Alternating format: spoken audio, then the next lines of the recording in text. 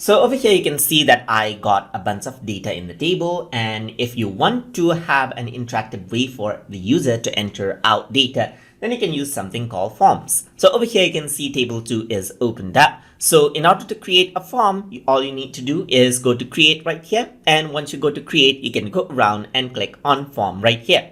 Once you do that, you see the form right here, as you can see, and you see all of the table data over here as different fields, as you can see right here in a form format. So to add in data using the form, you can go around onto the view section on the top and click on this, and now this becomes interactive. So now I'm just going to go around, close the table right here, and you can see that you can navigate around the form and see all the data right here. So as I progress, go forward right here or go backward, you can see that you can see different form data over here. So I'm just going to go around, and over here at the end, if I were to go to the last area, you can see that now I can go around and I add in expert IDs and so forth. So I'm going to go around and say 3. And expertise, I'm going to say, let's say for example, MS Visio right here. So I'm just going to type this in. I'm going to say the skill level is, let's say for example, basic right here.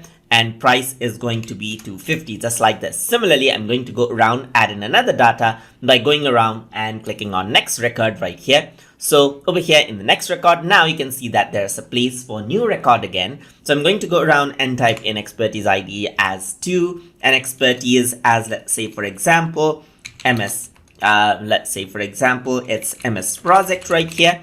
And then I'm going to go around and say this is advanced right here, and the price is going to be 750 right here. So the data is entered out. So if I were to go around and close the table, it prompts me to save the table. So I'm just going to say yes, and you can name the form for the table right here. So you got the form, as you can see. You can click and access out the data, but the form itself is linked around with table 2. So if I were to go to table 2, you can see the new data over here, as you can see. So the new data we entered out in the form is over here.